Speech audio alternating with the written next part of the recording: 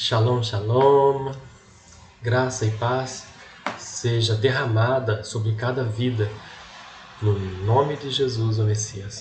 Ontem eu estava vendo alguns canais no YouTube que eu acompanho, alguns canais sobre Israel, e fiquei bastante triste com o Irã agora também entrou na guerra, atacando Israel, né? A Bíblia diz que todos os inimigos de Israel perecerão, né? Então a gente vê o Irã, um povo onde eles nunca gostaram de Israel, né? Nunca gostaram, mas não era de se admirar o que aconteceu. Mas nós vemos que isso é muito triste mesmo, de fato. A Bíblia nos ensina a orarmos pela paz em Israel. Israel está cercado de inimigos, em todos os lados, em todas as frentes, são inimigos. Então, quando nós oramos pela paz de Israel, o que nós estamos pedindo? Nós estamos pedindo a volta do Messias, sabia? Porque só com a volta do Messias, Israel vai ter paz. Então, nós pedimos a volta do Messias. Por isso que a Bíblia diz assim: orai pela paz em Israel. Nós temos que desejar a volta do Messias. Nós temos que desejar. Porque o noivo, ele vai casar-se com a noiva simplesmente porque a noiva o deseja. Imagina só, por exemplo, você é noiva e você tem um noivo, né? Imagina lá, o noivo e a noiva. Se, por exemplo, você for mulher, né? O seu noivo chega perto de você e você não dá atenção para ele, demonstra não gostar dele. Algumas, tipo, ele ligava, você não responderia. Isso daí são sinais de que a pessoa não gosta, né? Por que está namorando? Por que quer noivar então, né? Então o noivo ele vai desanimar com esse relacionamento e ele não vai mais querer aquela noiva. Assim também é na volta de Cristo. A volta de Cristo é considerada como um casamento. Por que um casamento? Porque num casamento a noiva é que deseja o noivo. Então nós temos que desejar a volta de Cristo. Por isso que a Bíblia diz: orai pela paz em Israel, prosperarão aqueles que te amam. Nós prosperamos espiritualmente e materialmente só por amar Israel, né? Porque Israel é a noiva de Cristo. Quando Jesus voltar, ele virá para um povo. E esse povo escolhido, alguns são de Israel, alguns estão espalhados pelo mundo. Mas ele vai vir e ele vai levar esse povo com ele. Por que ele vai levar esse povo?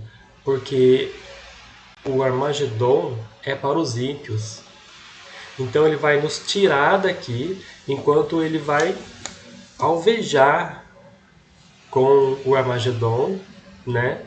E aí depois que tudo acabar, os inimigos estiverem todos mortos, ele vai nos colocar de volta aqui na Terra para implantar o reino messiânico. Tudo isso está nas profecias, está na Bíblia, né? Tudo isso está na Bíblia. Mas nesse momento de tristeza, onde a gente vê aquela cena, foram tantos mísseis que lançaram que alguns mísseis acabaram entrando pelo domo de ferro, atingiu a cidade. Mais de 50 pessoas faleceram, né? Isso é muito triste, irmãos, é muito triste. Mas a gente vê que a volta do Messias está próxima, porque ele viria mesmo em tempos angustiosos. Nós vemos que a volta do Messias está próxima. E o que vai materializar a volta de Cristo? É a noiva desejá-lo. É a noiva desejá-lo. Por isso é comparado a um casamento. Porque um casamento, a noiva precisa desejar o noivo. Se a noiva não deseja o noivo, como é que o noivo vai amá-la? Né? Por exemplo, o noivo pergunta alguma coisa, ela não responde, ela faz de indiferente. Então o que acontece? O noivo vai esfriando, aquele amor que ele tinha vai esfriando, e ele não veria para aquela geração. Talvez ele viria para a próxima geração, né? Então, a noiva, ela precisa desejar o noivo. Ela precisa desejar a volta de Cristo para que a volta de Cristo materialize. É nós que vamos materializar a volta de Cristo. E nós vamos materializar a volta de Cristo pelo nosso desejo de ter a paz em Israel. Porque a paz em Israel só vai se dar pelo Messias. Então, oramos pela paz de Israel. E nós, quando oramos assim, estamos clamando pela volta do Messias, porque só ele trará paz. Irmãos, eu quero ler aqui com vocês Salmos de número 69. Aqui nesse Salmos 69, nós vemos que Deus tinha segredos com o rei Davi, né? O rei Davi aqui, ele fala mais um segredo de Deus aqui sobre o Messias. Aqui ele fala a vergonha que o Messias passou ali na cruz do Calvário. Aqui ele fala que ele bebeu vinagre, né? Esse vinagre que ele tomou foi aquele... Os judeus na Páscoa, eles têm o costume de tomar 4 taças de vinho. Uma taça representando a palavra de Deus, outra taça representando a morte dos egípcios, que é uma taça que Jesus rejeitou. Ele disse, passa de mim esse cálice. Era esse cálice. Eu tenho aqui no canal um estudo sobre isso, os 4 cálices do ceder, né? E nós vemos também lá na cruz do Calvário, o Messias ele tomou vinagre. O que é o vinagre? Vinagre é vinho azedo. Então ele tomou ali o último cálice do ceder, que são 4, né, ao todo. Ele tomou ali na cruz do Calvário. E aqui nesses Salmos 69, Deus revela esses segredos a Davi. Davi fala aqui em forma de parábolas, mas hoje em dia, ao lermos esses salmos, nós entendemos isso. Porque tudo já se concretizou, já se cumpriu. Tudo já se cumpriu. Se cumpriu na cruz do Messias, na cruz do Calvário. Vamos ver aqui então, Salmo 69. Começa com um clamor, né? Diz assim, ó, salva-me, ó Deus, pois as águas entraram até a minha alma. O que significa salva-me, ó Deus? Salva-me, ó Deus, é justamente a tradução do nome de Yeshua. Yeshua significa Deus é minha salvação. Então, quem é Yeshua? Yeshua é o Messias que Deus enviou para nos salvar. E quem é o Messias? O Messias é a própria palavra de Deus. Então, quando Deus falou, vou salvá-los, a palavra de Deus se transformou no Messias. O Espírito Santo pegou, transformou numa semente, colocou no ventre de uma mulher, a mulher gerou, nasceu a criança, filha de Deus, pela palavra de Deus. Irmãos, isso é uma coisa muito tremenda. Deus é tão poderoso que Ele pode fazer coisas que nós não imaginamos. E Ele fará nesses últimos dias coisas que nós nunca vimos, que nós nunca imaginaríamos, porque Ele é fiel com a sua palavra. E Ele fará isso para mostrar para os nossos inimigos que Ele é Deus e para ensinar os nossos inimigos a nos respeitarem. Então aqui começa com um clamor, né? Salva-me, ó Deus. Aqui nós já vemos que esse salmo aqui fala do Messias, né? Já chamou o Messias pelo nome, logo na primeira palavra do salmo. Salva-me, ó Deus. Deus é minha salvação. Verso 2, ó. Eu afundo em profundo lamaçal, onde não há como ficar em pé. Estou em águas profundas, onde as inundações me transbordam. Aqui fala de uma dificuldade muito grande que estaríamos passando, dias tribulosos nos últimos dias. Quando fala de águas que invadem a nossa alma, está falando de morte. Então são dias sangrentos, de morte, dias de guerra. Esses dias de guerra é o que nós vemos no cenário hoje, a guerra. Não só em Israel, mas esses terroristas, eles estão por toda a parte do mundo. E muitas vezes, às ocultas, eles ferem as pessoas, colocando enfermidades nessas pessoas, eles compram isso e ele ministra isso contra a pessoa. Já ministrou contra mim, mas Deus já me curou de tudo. Aqui nesse versículo está falando da dificuldade que passamos no dia a dia com essas lutas, as agruras dessa vida e essas tribulações que passamos. Aqui está falando justamente de perseguições, dias angustiosos, né? Ou seja, é comparado a um profundo lamaçal. A um profundo lamaçal, dias de angústia. Aí diz aqui, ó, verso de número 3. Estou cansado do meu choro, a minha garganta está seca, os meus olhos falham, enquanto eu espero por meu Deus. Aqui nós estamos vendo que o salmista, ele nos traz uma instrução importante. Esperarmos em Deus. Às vezes o domo de ferro pode falhar.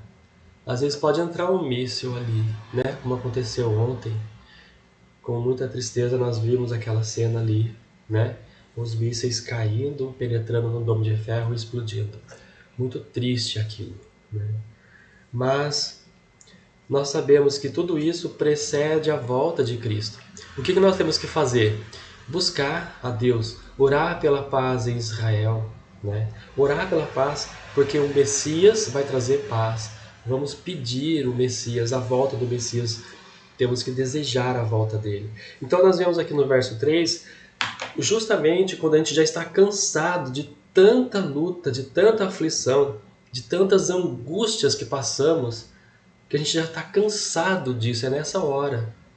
Essa é a hora de começarmos a clamar pela volta do Messias. Já está na hora do Messias voltar, né? Pelas profecias bíblicas nós vemos que pode ser a qualquer momento, é iminente. Então, por que não pedir isso, né? Por que não começarmos a clamar por isso? E a Bíblia diz que nós, os justos, herdaremos a terra. Então, depois que nós fomos arrebatados, levados lá para o céu, para a Nova Jerusalém, quando a Nova Jerusalém descer na terra, nós vamos voltar a viver aqui na terra, né? Vamos voltar a viver, embora nós vamos estar com corpos glorificados, né? Mas vai ser a dispensação do conhecimento. Então nós vamos andar pelo meio das cidades, as pessoas vão ver quem fez isso com você foi Deus, o eterno Deus, Ele que fez isso. Aí as pessoas vão crer e vão se converter ao Deus único e verdadeiro. A Bíblia diz que durante a dispensação do conhecimento, que vai se dar no milênio, todas as pessoas serão salvas, se converterão. No final do milênio, o inimigo vai ser solto, porque ele vai ser preso por 1000 anos, né?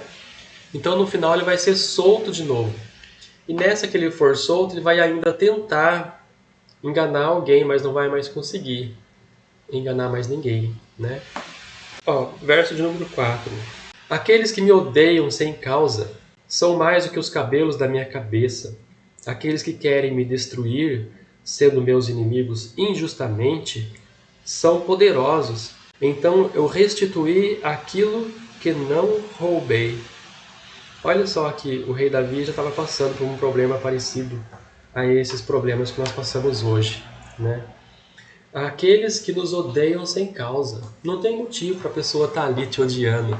E a pessoa está ali do seu lado, rangendo os dentes contra você. E você só fez o bem para a pessoa. Até de sedacar, às vezes, você deu para a pessoa e a pessoa nem sabe quem deu. Né? E você está ali fazendo bem para aquela pessoa. E a pessoa está por trás te caluniando, te maldizendo, rangendo os dentes, inventando calúnias, usando até autoridades para ajudar a caluniar mais rápido, né? Com a força da autoridade. E essas autoridades serão destituídas, viu? Eu já determino em nome do Senhor Jesus aqui. Essas autoridades serão destituídas, porque não estão usando corretamente o poder e estão cometendo injustiça contra o povo de Deus. Serão destituídas, será arrancado o manto dessa autoridade e não terá mais poder nenhum. Em nome de Jesus, isso seja decretado agora na vida dessas pessoas. Esses que perseguem o povo de Deus, né? Então aqui nós vemos que esses inimigos, eles surgem assim, sem motivo nenhum, eles estão te odiando. É o que acontece com Israel, né? Qual o motivo daqueles povos estarem odiando Israel? Não tem motivo nenhum. O Alcorão, né, está escrito assim: mate judeus e mate cristãos. Só por causa disso eles vão odiar. Sim, aquilo lá foi inserido na palavra deles, na Bíblia deles. Foi inserido por um sultão, né, que odiava judeus e cristãos. E eles seguem isso como se fosse Deus que falou para eles. Acha que Deus ia falar isso para matar o filho dele, o próprio filho dele? Não, né? Tem que cair a ficha das pessoas, né? Mas não vai cair. É Deus que vai fazer isso, né? É o próprio Messias que vai fazer isso. Quando o Messias voltar, ele acaba com essa guerra. Acaba da noite para o dia. O verso de número 5 diz assim, ó: ó Deus, tu conheces a minha tolice e os meus pecados não te escondem diante de ti. Às vezes, irmãos, cometemos tolices, né? Coisas de jovem que não tem experiência nenhuma com a vida. Então, irmãos, a gente comete tolices. Isso faz parte também do nosso crescimento, né? Vamos ver aqui, ó, verso número 6. Não sejam envergonhados por minha causa aqueles que esperam em ti. Ó Senhor Deus dos exércitos, não deixes confundidos por minha causa aqueles que te buscam. Ó Deus de Israel. Aqui está falando, né? Por causa dessas nossas tolices que às vezes a gente comete, que as pessoas não sejam confundidas por causa disso. Que eles não percam a salvação por causa disso. Quando a gente se arrepende, Deus já perdoa, né? Deus já perdoou. A gente vê que conforme vai passando o tempo, às vezes essas calúnias vão aumentando. E se a pessoa continuar caluniando isso daí, chega uma hora que quem olhar para a pessoa vai falar: não, isso aí, nossa, ele é super perigoso, ele é muito perigoso. Só a graça de Deus, né? E a pessoa tá ali, ela te vê, ela te conhece, mas ela tá falando que você é perigoso, porque ela quer te prejudicar. Então, nessa hora, a pessoa já começa a cometer injustiça, né? E aí, por causa da injustiça dessa pessoa, é que vem a sentença de Deus sobre a vida dela, né? Vem a sentença, porque a pessoa está sendo injusta já, né? Já passou do limite de justiça dela, o senso de justiça dela está quebrado, né? Não tem mais senso de justiça. É igual quando a pessoa toma um porre, fica sem senso de justiça, né? Ó, o versículo 7 fala assim, ó: porque por tua causa suportei a censura, a vergonha cobriu a minha face. Aqui está falando já de quando o Messias estava lá na cruz do Calvário, né? Ele suportou a censura. Muitas pessoas o começaram a censurar por causa das calúnias que inventaram do Messias, do Senhor Jesus, né? Porque essa é uma artimanha do inimigo. Ele pega um prato desse, um prato cheio para ele. Prato da calúnia, essas invenções que ele pega ali, né? E as pessoas começam a ficar com medo, começam a imaginar mais coisas ainda. E aí, se você chegar perto de uma pessoa, a pessoa já vai te censurar, já vai te bloquear, já não vai mais querer falar com você. Essa pessoa está cometendo iniquidade, né? Cuidado com a iniquidade, porque Deus é justo. E qual é o contrário de justiça? Injustiça, né?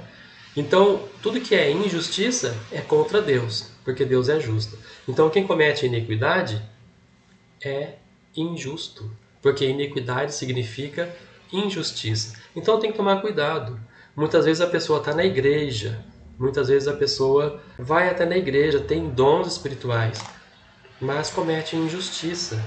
Quem é escolhido não comete injustiça, de forma alguma, porque Deus é o que nós estamos nele, né? E se nós estamos em Deus, que é justo, nós não cometemos injustiça. Então, quem está cometendo injustiça? A Bíblia fala que nos últimos dias, quem comete a injustiça é a besta. Então, todas essas pessoas que cometem injustiça pertencem à besta, porque a besta comete injustiça. Jesus, o Messias, ele suportou a censura, a vergonha, né? Olha só que versículo 8 aqui, ó. Eu me tornei um estranho para os meus irmãos.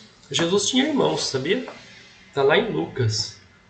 Eu vou colocar aqui para vocês o versículo onde fala dos irmãos de Jesus. A Maria, ela teve Jesus. A Bíblia fala que enquanto ela estava grávida de Jesus, José não a conheceu, né? Quando fala conheceu assim na Bíblia, tá falando o quê? Tá falando de ter relação, né? Então, enquanto ela estava grávida, José não a conheceu, não teve relações com ela. Isso por quê? Porque senão haveria uma contaminação, né? Por isso que a Bíblia fala sobre adultério. Quando a pessoa adultera, a pessoa tem uma mistura, né? Ela se mistura com outro homem, ou o homem se mistura com outra mulher, né? Há uma mistura. Por quê? Porque no relacionamento homem e mulher, marido e mulher, né? Tem uma troca ali de, de fluidos. E essa troca é o DNA dele que está nela e o DNA dela que está nele. Por isso que a Bíblia fala que os dois são agora uma só carne. Então, o que é o casamento? O casamento é o ato. O homem pode inventar cartório, pode inventar um monte de coisa, né? Porque naquela época de Isaac, por exemplo, de Abraão, não tinha cartório, né? O casamento era, eu vou casar com você, falava com o pai da noiva e já estava casado, levava a noiva para as núpcias e pronto, o casamento consumado, né? Era assim o casamento naquela época. Naquela época o casamento era assim, né? E para Deus o casamento continua sendo assim. Então, o casamento é o ato consumado. Aqui o salmista Davi fala aqui, né, ó, da visão que ele teve do Messias. Eu me tornei um estranho para os meus irmãos e um estrangeiro para os filhos da minha mãe. Olha só, né, o que ele fala aqui. Se tornou um estranho para os irmãos e um estrangeiro para os filhos da mãe. Ou seja, Maria tinha outros filhos também. Depois que Jesus nasceu, ela casou-se com José, ela teve mais filhos com José. E a Bíblia fala isso lá em Lucas, né? E aqui diz assim, ó, verso de número 9: O zelo da tua casa me consome, e as vergonhas daquele que te envergonharam recaem sobre mim. Aqui o salmista está falando literalmente do Messias, né? Quem é que disse essas palavras? O zelo de tua casa me consome. O Messias, quando ele pega o chicote, vai lá no pátio do templo, tem ali aqueles mercadores, ele derruba aquelas barracas, as moedas caem para o chão, ele pega o chicote e expulsa aqueles mercadores dali do templo, onde faziam da casa de Deus, a casa onde se reuniam, né, para buscar a Deus, faziam de comércio ali. Então, o zelo me consome. Nós vemos isso também aqui, né, na Bíblia. Eu vou colocar um versículo para vocês, a passagem que fala que o Messias falou isso, né? O zelo me consome. Então, nós vemos que esse salmo aqui está falando do Messias, literalmente do Messias. E o salmista Davi aqui ele é o profeta de Deus, né? Que nos entregou essa profecia aqui de tudo o que aconteceria com o Messias, até a cruz. Até na cruz fala aqui também, né? Vamos continuar lendo para vocês verem, ó. Quando eu chorei e castiguei a minha alma com jejum, Jesus ele era de oração, ele jejuava, ele orava, né? Aquilo foi para a minha vergonha. Também foi pano e saco a minha vestimenta, e me tornei um provérbio para eles. Aqueles que se assentaram nos portões falaram contra mim, e fui a canção dos bêbados. Do versículo 11 até o versículo 15 fala desta luta, dessa tribulação, né? E não deixes que a cova feche sobre mim. Não deixa eu permanecer morto. Ou seja, aqui está falando da ressurreição de Cristo. A sepultura não teve força de prendê-lo. Ele saiu dali, ele ressuscitou, né? Ó, verso 16. Ouve-me, ó Senhor, pois a tua benignidade é boa. Volta para mim segundo a multidão das tuas tenras misericórdias. Aqui está falando do Messias, estava ali na cruz, né? Mas nós sabemos que a cruz ele teria que passar por aquilo. E se nós estamos em Cristo, nova criaturas nós somos, né? E aqui está falando de nós em Cristo. Hoje nós passamos também por problemas. E como nós estamos em Cristo, o Messias passou por isso. Se nós estamos nele, tudo que nós passamos, ele também passa por aquilo, né? Olha só. Não escondas de mim a tua face, pois eu estou com problemas. Aqui está falando essas pessoas que nos odeiam, né? É porque nós estamos em Deus, estamos nele.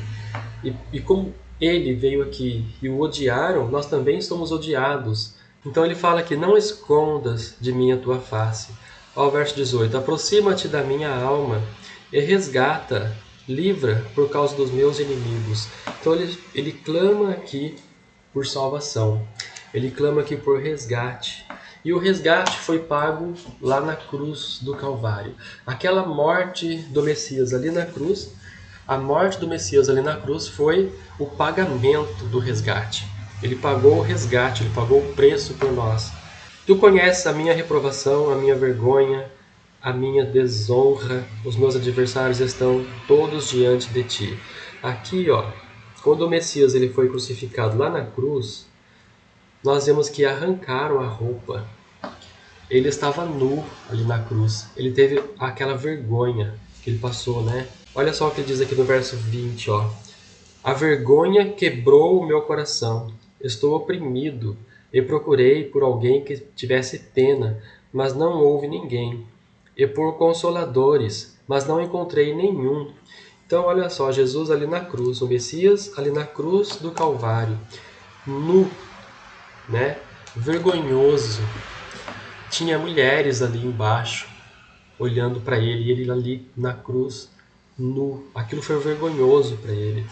Então ele fala aqui, a vergonha quebrou o meu coração. Foi como ele se sentiu. Ele se sentiu ali quebrado por nossa culpa também, né? Porque ele estava ali pagando o preço do nosso resgate. Então ele veio ali para nos resgatar. Foi o preço que ele pagou, o resgate que ele pagou, e fizeram essa vergonha com ele. Aí diz assim, verso 21, ó. Eles também me deram fel por meu alimento e em minha sede me deram vinagre para beber. Aqui, ó, vinagre para beber, eu tenho um estudo aqui no nosso canal, né, que fala sobre os 4 cálices do Seder, os 4 cálices da Páscoa. Quando o judeu comemora a Páscoa, ele toma 4 cálices, né? Aí tem, conforme as promessas de Deus ali, né, que Deus fez para o povo ali no Êxodo, né? Então Deus fez a promessa para eles. Aquela promessa é um cálice. Depois tem a morte dos egípcios. A morte dos egípcios é outro cálice, mas não um cálice de alegria, seria um cálice de tristeza. Esse cálice o Messias rejeitou. O Messias falou, passa de mim esse cálice. Nesse cálice, foi o cálice. Deus não se alegra com a morte do ímpio. É por isso que ele fala ali, né? Passa de mim esse cálice. Então veja o estudo que eu tenho nesse canal aqui sobre os 4 cálices do Seder. E o último cálice ele toma lá na cruz do Calvário, quando o soldado pega a esponja com vinagre e coloca na boca dele.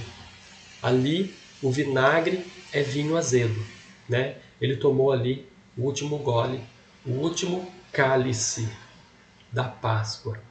Por isso que ele é o Cordeiro de Deus, o Cordeiro Pascual, que veio para tirar o pecado. Ou seja, naquela época o Cordeiro Pascual levava o pecado de Israel para fora da cidade. Então o Senhor Jesus ele veio levar o nosso pecado para fora da cidade. Então todos aqueles que têm o Messias, o pecado foi tirado. Ah, então agora eu posso continuar pecando? Não.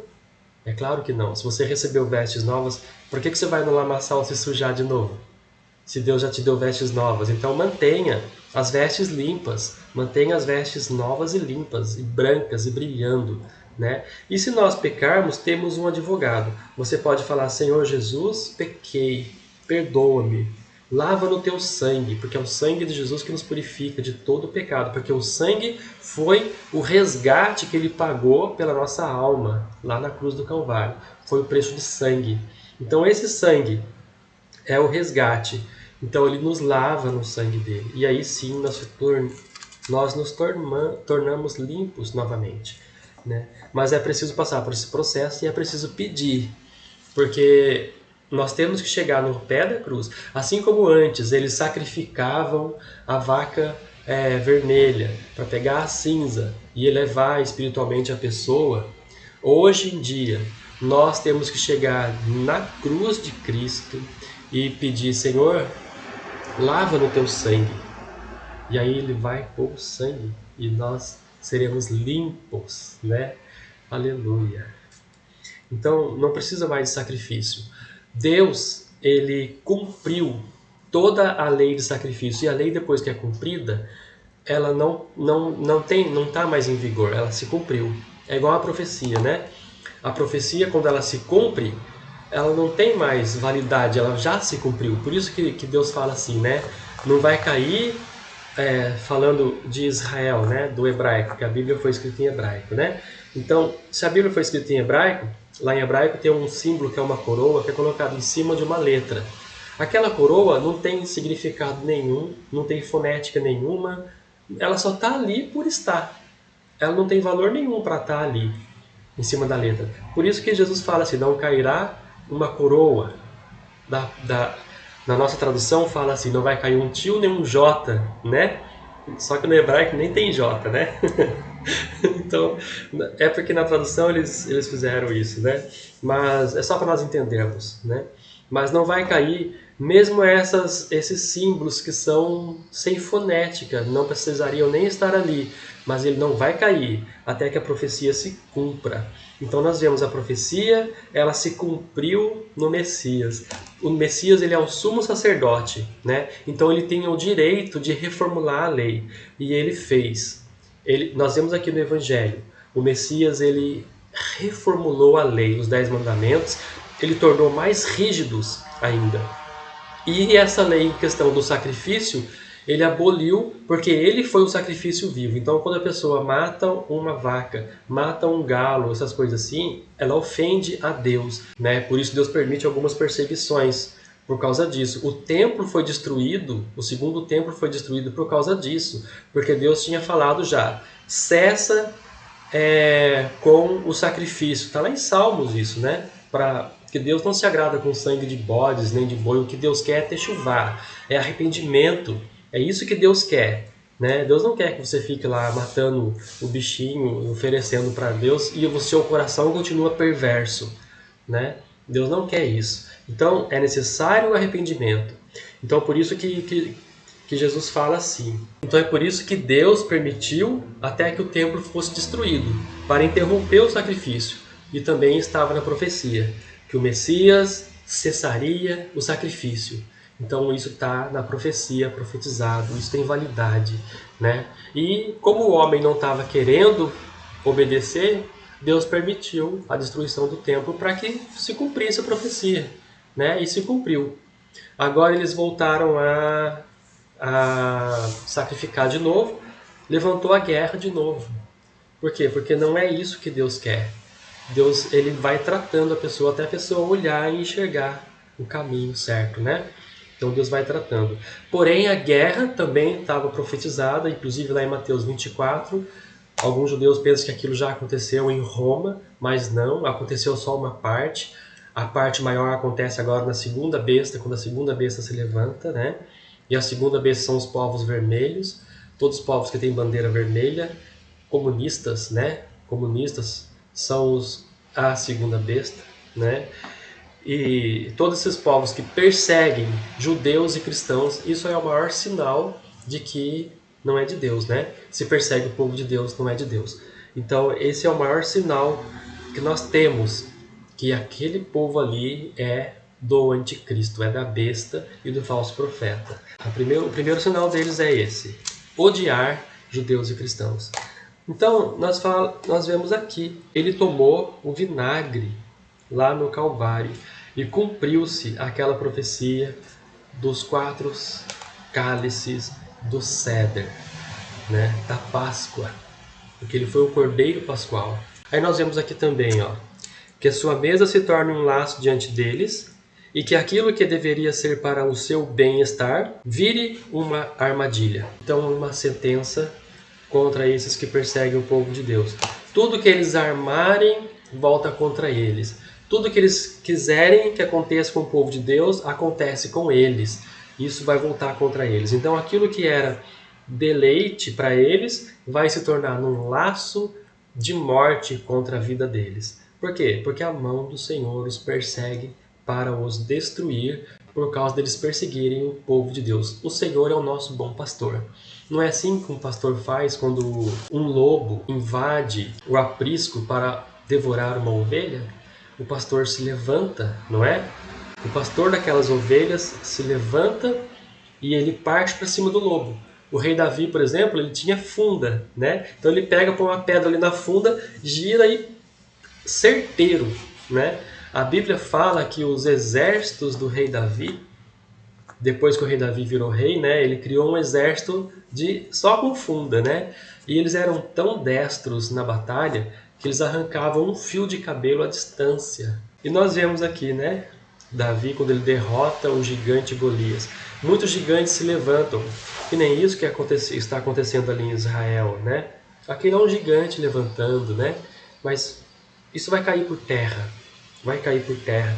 E o Golias caiu com a cara no chão, né? Ele não caiu olhando para o céu, ele caiu olhando para o inferno mesmo, que já desceu direto, né?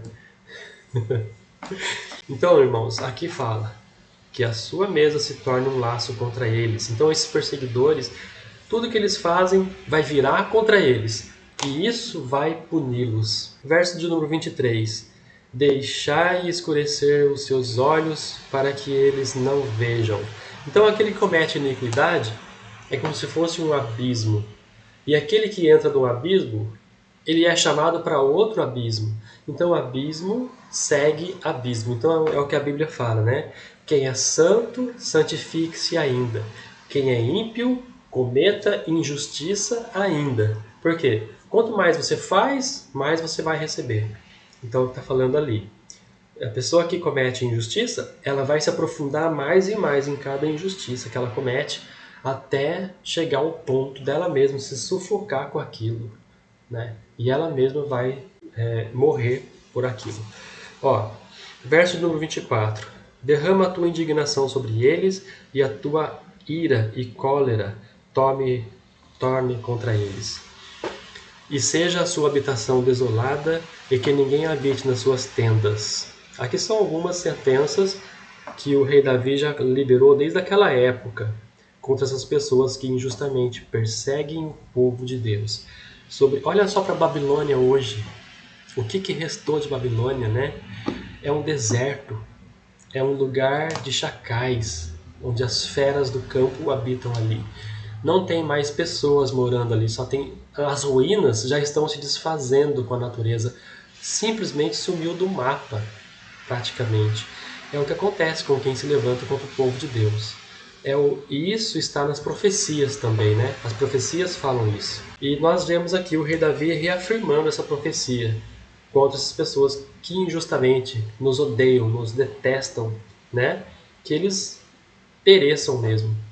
Ó, verso número 26. Pois eles perseguem aquele a quem tu feriste e falam para a dor daqueles a quem tu tens ferido. Adiciona iniquidade à iniquidade deles e não deixes eles entrarem na tua justiça. É o que eu falei aqui, né? Abismo chama abismo. Então, a iniquidade deles, o próprio Deus permite que seja adicionada mais iniquidades ainda. Ou seja, eles vão cometer muito mais iniquidades para o mal deles próprios, né? Ó, e o que acontece com eles? Serão apagados do livro dos vivos. Olha só, esse versículo aqui é o versículo que eu falei, que fala dos nossos dias de hoje. Hoje nós estamos na véspera de Yom Kippur, não é? Na véspera dos 10 dias temíveis, né? Os 10 dias que nós temos que estar com muito temor de Deus. Por quê? Porque o Cordeiro de Deus, lá em Apocalipse, fala sobre isso, né? Que o livro da vida é o livro do Cordeiro. Então o Cordeiro de Deus está com o livro da vida aberto nas mãos. Ele está com o livro nas mãos aberto, né? E ele está julgando as pessoas. São dias temíveis por causa disso. Então temos que ter muito temor. E aqui está falando, ó, sejam apagados do livro dos vivos. É o livro da vida. E sejam escritos, e não sejam escritos com os justos. Então, o que está falando aqui, né? que eles serão julgados em Yom Kippur. Serão julgados pelo Cordeiro de Deus, pelo Messias. Serão julgados. Então, no Yom Kippur é onde Deus determina o ano todo, né? O Messias pega o livro da vida e vai ver as obras da pessoa. A pessoa que fez techuvá, fez arrependimento, fez doações, que fez coisas boas, né, de justiça, essas pessoas são escritas no livro da vida. Aquelas pessoas que aceitam a Jesus, que aceitam o Messias. O judeu hoje ele aceita Jesus, né? As orações dele, tudo que ele fala, Baruch atah Adonai Eloheinu melech haolam, que está falando? Bendito és tu, eterno nosso Deus, Rei do Universo. Quem é o Rei do Universo? É o Messias. Então, sem eles saberem, eles estão louvando e adorando ao Messias também, ao Deus e ao Messias, que na verdade é o mesmo, né? Porque Deus, a palavra de Deus é o Messias. Então, a palavra não separa do corpo, né? Mas Deus nos fez com voz para nós entendermos esse mistério. Quando você fala, é a sua voz. Mas quando a sua voz é lançada no ar, a sua voz não volta, ela já saiu de você. É o que acontece no mundo espiritual. Deus, a voz de Deus é o Messias. Está lá em João capítulo 1, né? No princípio era o Verbo era Deus, e o Verbo estava com Deus.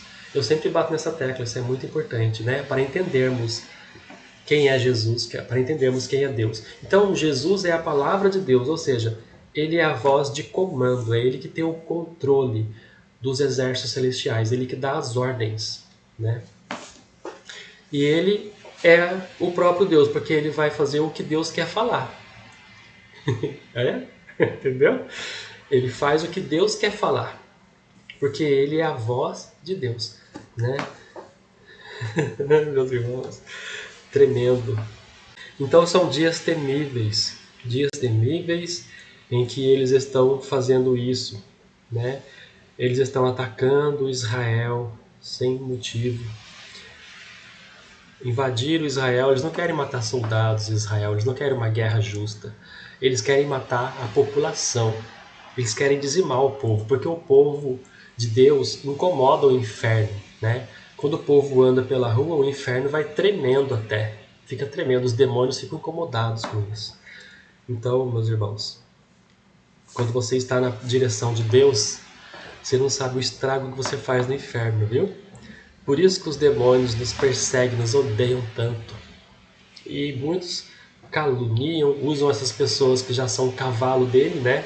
Monta nessas pessoas e faz essas pessoas nos caluniar também. São os exércitos do anticristo, né? O exército da besta.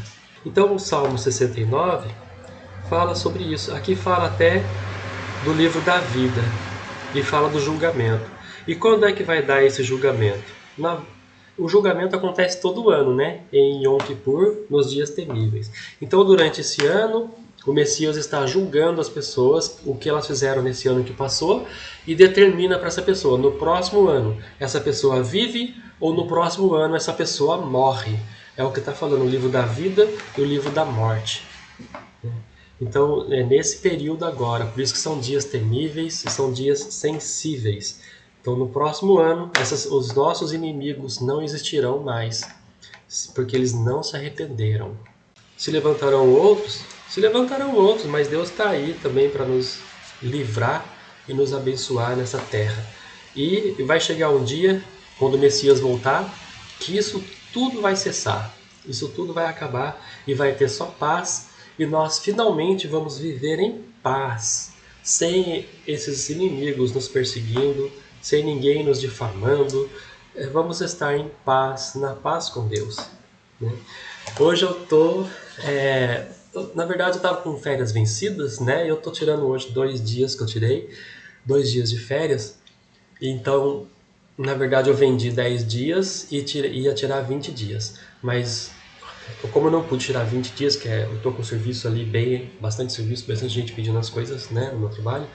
Então eu tirei 2 dias só. Tirei ontem e hoje. Ontem para comprar os preparativos para Rosh Hashanah, e hoje à tarde eu vou começar então a fazer aquelas comidas simbólicas, né? Começarmos o ano novo bíblico na presença de Deus, né? Irmãos, o Ano Novo Bíblico é aconselhável que vocês sigam isso, né? Por quê? Porque o Ano Novo Bíblico fala de ciclos. As festas judaicas são ciclos em nossa vida. E nós passamos por ciclos, né? Então, quando nós passamos por ciclos, fechamos um ciclo e começamos outro ciclo. Então, nós estamos elevando espiritualmente. Deus está nos elevando espiritualmente, né? E com isso, nós vamos ficando mais próximos de Deus. É o que a Bíblia fala, né? Que o justo seja justo ainda, e que o ímpio seja ímpio ainda. Mais impiedade ele vai cometer. Então, enquanto uma pessoa se eleva, a outra pessoa vai despencando, né, espiritualmente. Por isso que é necessário a pessoa se arrepender dos pecados e aceitar o Messias. Porque quando ela aceita o Messias, ela é elevada espiritualmente. E quando ela é elevada espiritualmente, ela entra nesses ciclos e começa a elevação a partir daí. A pessoa vai só se elevando espiritualmente. Então, temos que ter o Messias, ele morreu por nós, ele já pagou o resgate por nós. É para isso que ele veio, para nos pagar o resgate, né? E para nos livrar desse mal. Então, Deus vai salvar Sião, né? Olha, verso número 35, né?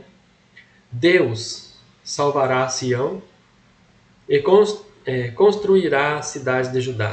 Aqui fala de construir a cidade de Judá, né? Será que a cidade vai ser destruída?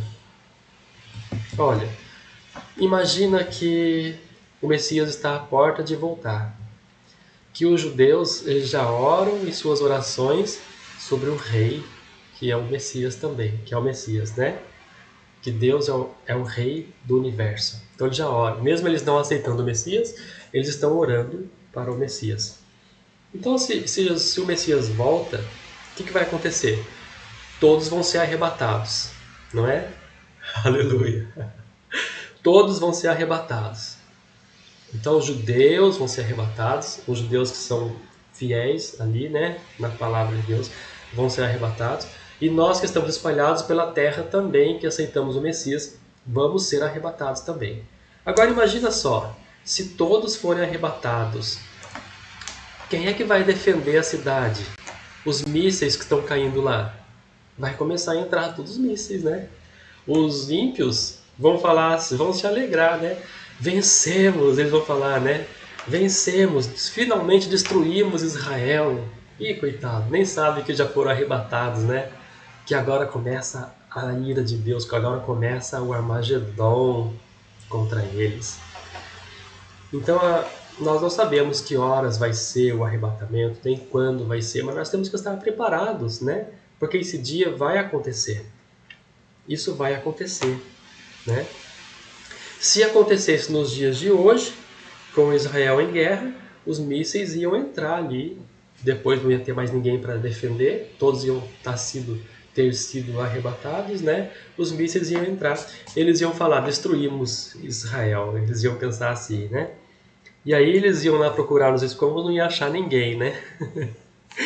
Olha só como Deus ele escreve, né? Ele salvará Sião, versículo 35, e construirá a cidade de Judá. Então, se a cidade for destruída, ela vai ser reconstruída, porque Deus nos resgata dali e depois, quando acabou o Armagedon, acaba a guerra, a gente volta aqui e aí vai ser reconstruída a cidade, né? E os justos herdarão a terra, é o que está falando ali nas profecias, né? Herdaremos a terra. Então eu não sei como é que vai ser nesse período. Mas quem não casou e tem o desejo de casar, já pensou a pessoa ter a oportunidade de se casar nessa época dourada, os filhos nascerem nessa era dourada, vai ser uma coisa muito tremenda, né? As crianças vendo, para as crianças verem já desde pequenininhos anjos andando pelas ruas, né? Vai ser a dispensação do conhecimento. Então Deus vai se mostrar aos homens. Vai ser uma coisa maravilhosa essa era. Vai ser uma era dourada, uma era de paz, um reino de paz que não vai ter guerra, porque os inimigos já foram todos destruídos nessa época. Não vai sobrar ninguém, né? Então, olha, que maravilhoso é a palavra de Deus, né? Ó, verso 36. Também herdará a semente dos seus servos, aqueles que amam o seu nome habitarão lá. Olha, aqui está falando isso. Isso que eu acabei de explicar, né? Aqui está falando isso. Então Deus, ele salva Sião, ele salva, ele resgata, ele vai ter o arrebatamento. Ele salvou a Sião, né? E depois herdaremos ainda a semente dos seus servos, né? Ou seja, vamos voltar a habitar aqui. Olha só, aí fala, todos aqueles que amaram o seu nome habitarão lá. Todos que amaram o nome do nosso rei, o rei do universo, que amaram o nome do rei, Messias, que é a palavra de Deus, que é o próprio Deus, porque a palavra é ele mesmo, né? Embora ele seja tão poderoso que a palavra dele pode se transformar numa pessoa e ter até decisão própria, tudo que a palavra está falando é o que Deus quer falar, né? Porque é a palavra dele. Então tudo que o Messias falou, tudo que o Messias ensinou, era aquilo que Deus estava querendo falar. Isso começou lá no Monte Horebe. Quando Moisés subiu para pegar os 10 mandamentos, naquela assembleia solene, Deus falava com o povo. E quando Deus falava com o povo, a alma do povo saía de tão poder que tinha na fala, na palavra de Deus. A alma do povo saía, o povo caía morto, depois ressuscitava. Então eles começaram a ficar com medo disso, né? Eles falaram assim: Moisés, fala tu conosco e não Deus conosco, porque senão morreremos. Eles falam assim, né? E nessa hora, sem eles saberem, eles estavam pedindo o Messias. Ou seja, o Moisés ele ia viver somente 120 anos. Ele não ia poder estar ali por toda a eternidade com o povo. Mas o povo não queria ouvir a voz de Deus, porque o povo tinha medo. Porque quando Deus é muito poderoso, quando ele fala, as pessoas morriam e voltavam à vida, né? Aleluia. Então eles pediram ali o Messias. E Deus já tinha o Messias preparado desde a fundação do mundo, porque Deus já sabia que isso ia acontecer. Então Deus envia a sua palavra, a própria palavra com que eles tinham medo quando falava, né? Que eles caíam por terra quando falava. A própria palavra se materializou em carne e agora pode falar com eles, porque ele esvaziou-se de toda a sua glória para poder vir aqui.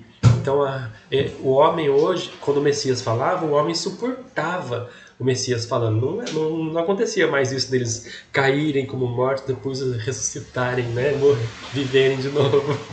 Não acontecia, porque o Messias tinha esvaziado da sua glória. Porém, nós vemos quando o Messias estava lá no Getsemane, e quando o Judas chega com aqueles soldados para prender o Messias, o Senhor Jesus, Jesus fala para eles assim: a quem buscais?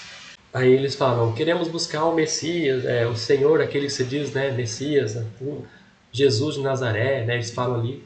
Aí Jesus fala para eles assim: sou eu. Olha só para você ver lá nos evangelhos.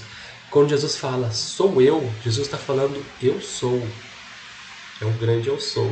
Aleluia! O que acontece com eles ali? Todos caem por terra. Porque o eu sou falou ali. É o mesmo que acontecia lá no Monte Horebe. Quando Deus falava, o povo caía por terra, né? Então, quando Jesus fala ali no monte, no Getsemane, né? Onde ele foi preso para ser crucificado, quando ele fala ali, sou eu sou, ele falou, né?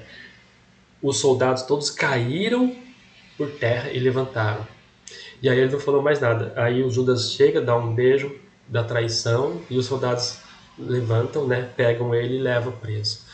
Mas se ele quisesse, uma só palavra, ele destruía todos ali. Mas ele ficou em silêncio, porque a Bíblia fala que ele, como uma ovelha muda, foi levado ao matadouro. Porque se ele abrisse a boca dele ali, destruía tudo, né? O poder da palavra de Deus. Então ele teve que ficar mudo, ele teve que ficar em silêncio naquela hora ali. Porque tinha que se cumprir a profecia, né? Então se cumpriu. Ele foi o preço que foi pago pelo nosso resgate. O inimigo exigiu o preço de sangue. Os sacrifícios do Antigo Testamento apontavam para isso, apontavam para o preço de sangue que tinha que ser o preço de sangue, que era o preço do resgate que o inimigo de nossas almas tinha exigido, tinha requerido. Então foi preço de sangue.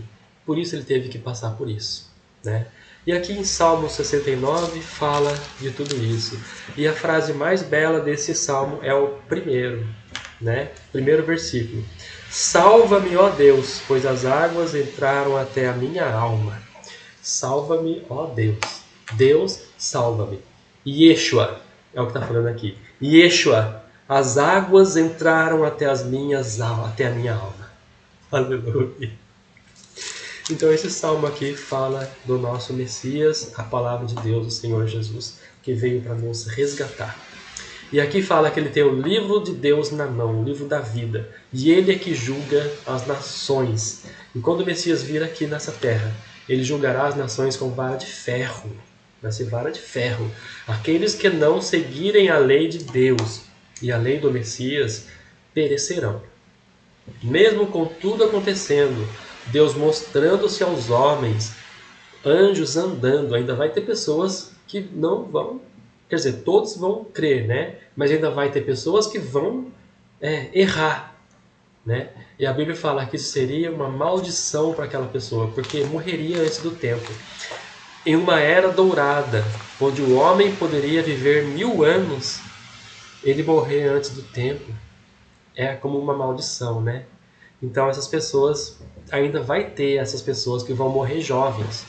São essas pessoas que deixaram a lei de Deus. Então, na festa das trombetas, aquela nação que não estiver um representante lá em Jerusalém, essa nação não vai ter chuva. Essa é uma das leis do Messias. Naquele ano todo não vai chover. Então, se quiserem que chova na nação, alguém na festa das trombetas, olha para você ver a importância dessa festa.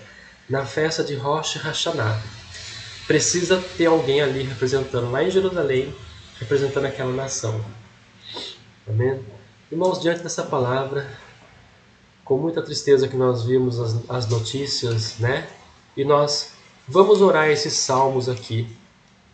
Vamos orar como se fôssemos orando por Israel, clamando pela salvação de Israel, porque a salvação é a volta do Messias. A paz em Israel é a volta do Messias. Só a volta do Messias trará paz a Israel, porque a volta do Messias todos os inimigos perecerão. Então vamos clamar, irmãos, sobre esse salmo aqui.